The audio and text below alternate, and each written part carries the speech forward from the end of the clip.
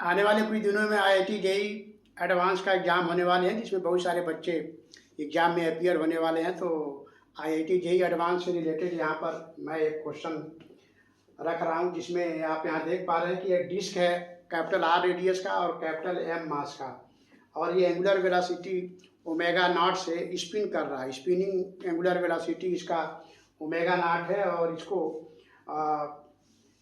एक horizontal surface पे slightly रख दिया जा रहा है। सरफेस और डिस्क के निचले सरफेस के बीच में फ्रिक्शन लग रहा है, तो उस फ्रिक्शन की वजह से डिस्क का एंगुलर वेलोसिटी धीरे धीरे डिक्रीज करेगा, क्योंकि फ्रिक्शन टॉर्क लगाएगा, और उस टॉर्क के कारण कुछ टाइम बाद डिस्क जो है रोटेट करना यानी स्पिन करना बंद कर देगा। एंगुलर वेलोसिटी उसकी जीरो हो जाएगी। तो फिर से ध्यान दीजिए, अगर एक स्पिनिंग डिस्क को जिसका एंगुलर वेलोसिटी ओमेगा नॉट है, कैपिटल आर रेडियस और कैपिटल एम मास का है, उसको स्लाइटली जो है एक रफ सरफेस पर रख दिया जाए, तो रफ सरफेस जो होगा निचले सरफेस पर डिस्क के फ्रिक्शन लगाएगा, और फ्रिक्शन जो है टॉर्क प्रोवाइड करेगा। उस टॉर्क के कारण जो होगा उसका angular velocity retarding angular acceleration create होगा, और इस रिटार्डिंग एंगुलर एक्सेलरेशन के कारण जो कि टॉर्क जो पैदा किया है एंटी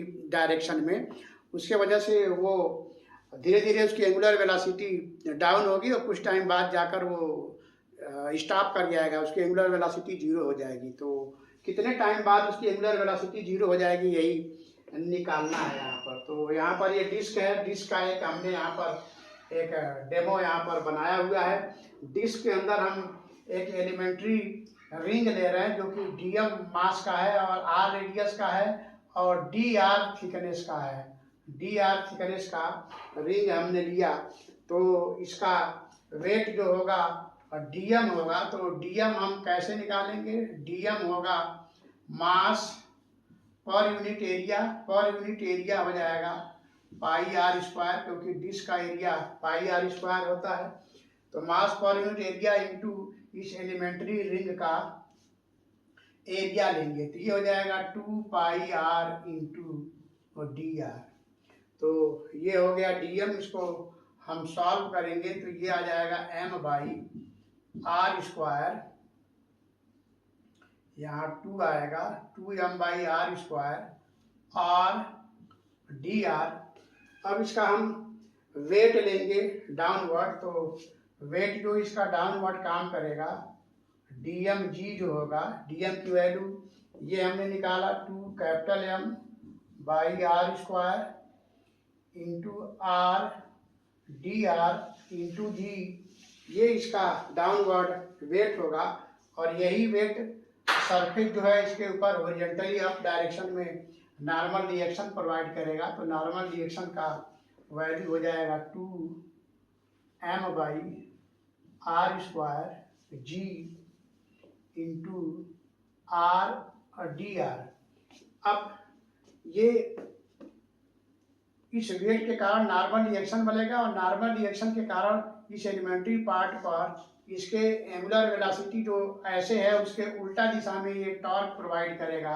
तो फ्रिक्शनल फोर्स जो है इस एलिमेंट्री रिंग पर लगेगा। तो फ्रिक्शनल फोर्स की वैल्यू हम निकालेंगे d f equal to mu d n होगा, और डी एन की वैल्यू हम लोग निकाल चुके हैं। तो म्यू डी एन के जगह पर हम लोग लिखेंगे 2m by r square into g r d r, ये हो गया डी एफ। अब डी एफ जो है सेंटर से आर डिस्टेंस पर है, तो ये फ्रिक्शनल फोर्स जो है स्मॉल फ्रिक्शनल फोर्स जो इस रिंग पर लग रहा है, एंगुलर वेलोसिटी ओमेगा से डिस्क ऐसे घूम रहा है, तो ये जो है उल्टा दिशा में टॉर्क प्रोवाइड करेगा इस तरह से, जिसकी वजह से रिटार्डिंग एक्सेलरेशन बढ़ेगा, एंगुलर एक्सेलरेशन रिटार्डिंग, और उसका एंगुलर वेलोसिटी घटेगा। तो हम डी टाउ यहाँ पर निकालेंगे। डी टाउ यानी टॉर्क का एलिमेंट्री पार्ट जो हो जाएगा, ये हो जाएगा डी एफ इंटू सेंटर से आर दूरी पर है, तो इसको हम रख कर यहाँ सॉल्व करेंगे 2m by r square into g r d r into r करेंगे। अब आगे इसको सॉल्व करेंगे तो ये हो जाएगा 2m upon r square g into small r square d r. ये डी टाउ की वैल्यू हुआ एलिमेंट्री रिंग पर जो फ्रिक्शनल फोर्स के कारण टॉर्क लग रहा है, ये वैल्यू हुआ। इस टोटल टॉर्क निकालने के लिए हम इसको इंटीग्रेट करेंगे तो 2m by r square g r square d r को 0 से लेकर कैपिटल आर तक इंटीग्रेट करेंगे तो ये हमें रिलेशन मिलेगा 2m by r square g into इसका इंटीग्रल होगा आर क्यूब बाई 3 तो ये हो जाएगा आर क्यूब बाई 3 और इस प्रकार इस टॉर्क की वैल्यू हो जाएगा 2/3 और m g इंटू आर और यहाँ पर म्यू छूटता जा रहा है तो म्यू की वैल्यू भी यहाँ हम रखेंगे। म्यू यहाँ पर भी होगा म्यू, यहाँ पर भी म्यू लेंगे और यहाँ पर भी हो जाएगा म्यू, यहाँ पर भी हो जाएगा म्यू। तो म्यू छूट रहा था तो ये हो गया टॉर्क की value 2/3 mg r into mu. तो इस तरह से ये टॉर्क जो है यहाँ पर इसके ऊपर डिस्क के ऊपर डिस्क ऐसे रोटेट कर रहा है तो टॉर्क जो होगा इस फ्रिक्शनल फोर्स के कारण टॉर्क जो है अंदर की तरफ लगेगा और इसमें रिटार्डिंग एक्सेलरेशन बनाएगा। तो इस टॉर्क को हम लोग लिख सकते हैं आई अल्फा और आई होता है डिस्क का mr square by 2 centre of mass के अबाउट इंटू अल्फा। तो यहाँ से अल्फा की वैल्यू हो जाएगा अल्फा इक्वल टू सॉल्व करेंगे तो m से m कैंसिल और एक आर से एक आर कैंसिल तो ये हो जाएगा alpha equal to 4 g into mu